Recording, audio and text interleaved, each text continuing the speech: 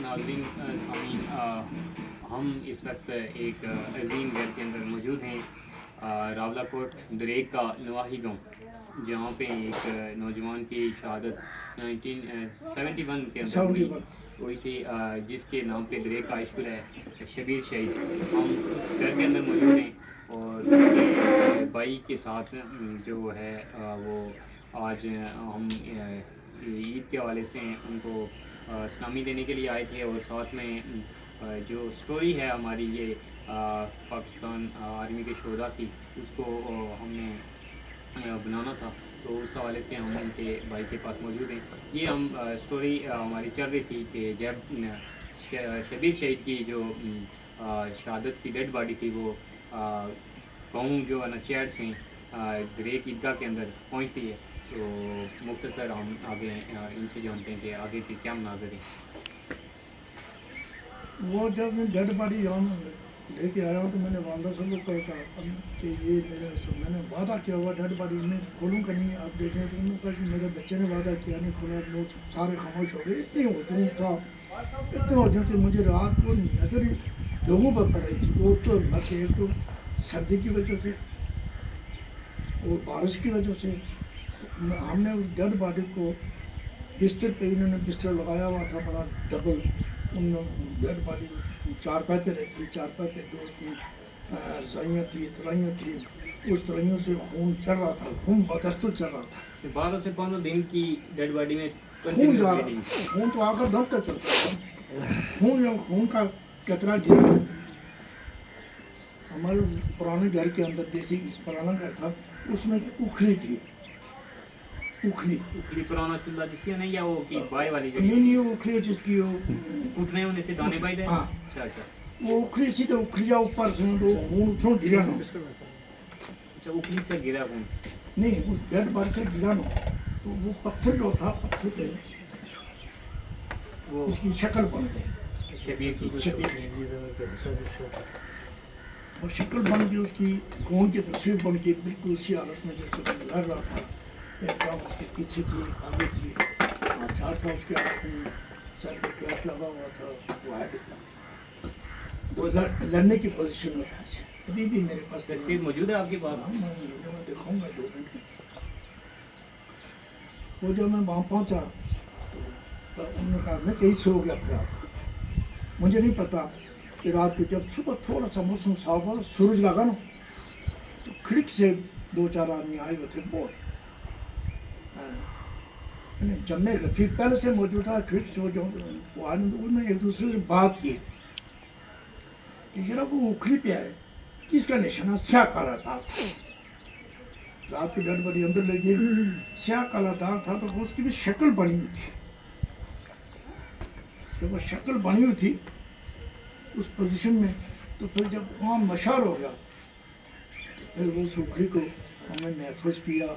تصویریں لینے کے لیے کہ بھی خان پادر صاحب نے جیرے سے اس وقت دوسرا فوٹو تھا وہ وہاں سے اٹھایا چیڑ آیا وہاں سے پیدل لے کے بھی صاحب یہاں پر آئے. تصویر لی. وہ تصویروں میں سے اچھی قسم کی جو تصویر تھی اس کی وہ تو وہ 3rd بلوچ والے کرنل صاحب آئے یہاں اس تصویر کو بھی دیکھنے کے لیے. تعزیت کے لیے بھی برگیڈ کمانڈر صاحب بھی آئے. وہ لے گئے. انہوں نے کہیں واپس بھیجی یا نہیں بھیجی مجھے نہیں مل سکی. جب یہ پہلے ہولے میں جو لی نا وہ تصویر کی ہمارے پاس موجود ہے. تصویر موجود ہے آپ کے تصویر میں ٹائم ہو تو میں آپ کو لا تصویر بھی دیکھیں گے ہم. تو وہ جب یہاں پہنچے پھر یہاں سے ہم دوسرے دن 24 تاریخ کو اس کی ڈیڈ باڈی میں ہم نے اس کو دیکھا کیا تدفین کی. پھر واپس سے اس کا مزار بھی بنا ہوا ہے تصویر کا.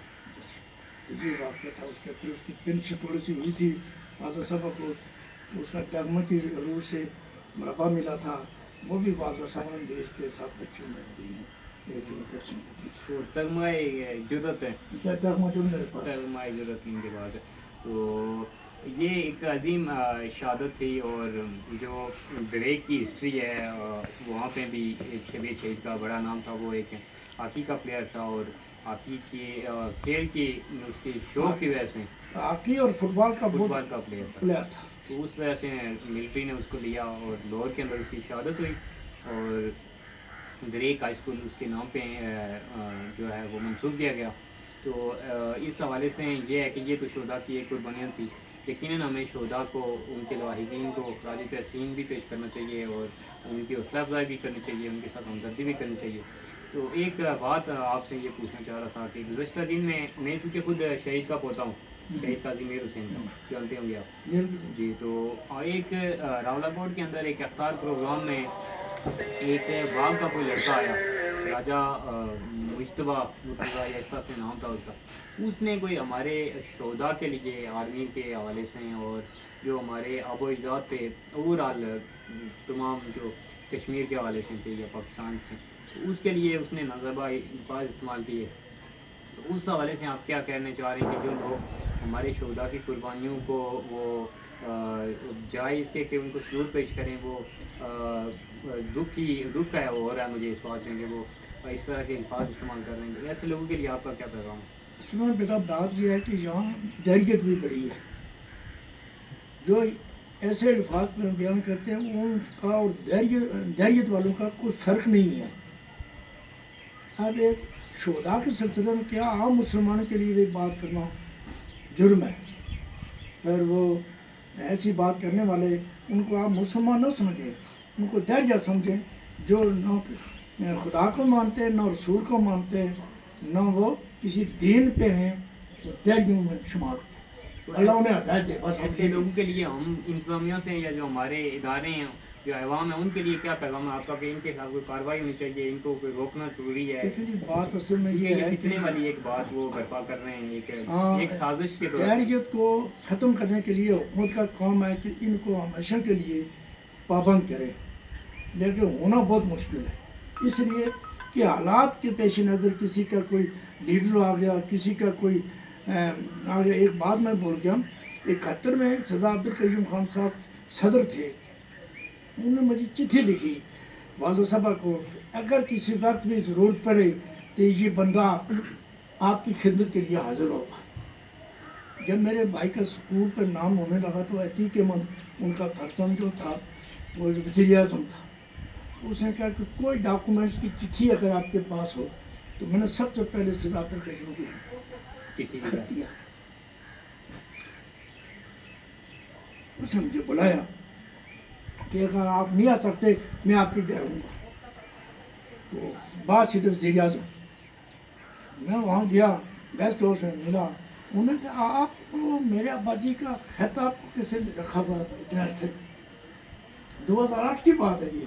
ان کے جو ابا تھے وہ مولانا محمد حسین کے شاگرد بھی تھے. شاگرد بھی تھے. پرندی جیل میں انہوں نے قرآن پاک میں پڑھا مولانا صاحب سے. وہ بڑی عزت و احترام کرتے تھے. جب وہ مولانا صاحب کی بات کرتے تھے وہ کھڑے ہو جاتے تھے.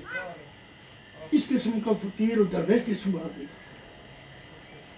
انہوں نے کہا یہ خط رکھا آپ نے؟ انہوں نے کہا ٹھیک ہے جی. اس وقت یہ ہوا کہ حکومت پاکستان میں یہ آزاد حکومت کو کہا کہ یہ سڑکیں اور ادارے جو ہیں شہداء کے نام منسوخ کریں. یہ ایک تاریخی بات معذرت انکل کی بات کر رہی ہے کہ اس پہ ہمارے اداروں کو، ہمارے جو دوست احباب ہیں، جو محب وطن لوگ ہیں، ان کو چاہیے کہ وہ جو شہداء ہیں ہمارے پاک فوج سے ہیں ان کے نام سے وہ گلی محلوں کے سڑک کے اور تعمیری جو عمارتیں ہیں اچھی ان کے نام سے، شہداء کے نام سے منسوخ کی جائے. تو اس حوالے سے ان لوگوں کے لیے آپ کا کیا ہے کہ انتظامیہ کو کارروائی کرنی چاہیے؟ انتظامیہ کو کارروائی کیا کرنی چاہیے، بلکہ انتظامیہ کو شہداء کے ورثاء کو بلا کر ان سے حوصلہ افزائی بھی کرنی چاہیے اور ان کے لیے شہداء کی جو عظیم قربانیاں، قرآن میں آتا ہے کہ شہداء شہید جو ہے مرتا نہیں ہے، زندہ رہتا ہے. وَلَا تَقُولُوا لِمَنْ يُقْتَلُ فِي سَبِيلِ اللَّهِ أَمْوَاتٌ بَلْ أَحْيَاءٌ وَلَكِنْ لَا تَشْعُرُونَ. یہ قرآن کی آیت ہے. تو جو آدمی شہداء کو کسی اچھے الفاظ سے یاد کرتا ہے اس کو رب بھی اس کی ساتھ دیتا ہے. بہت شکریہ. شہید جب جنت میں جائے گا تو اپنے قبیلے میں سے 7 آدمی کو ساتھ لے کے جائے.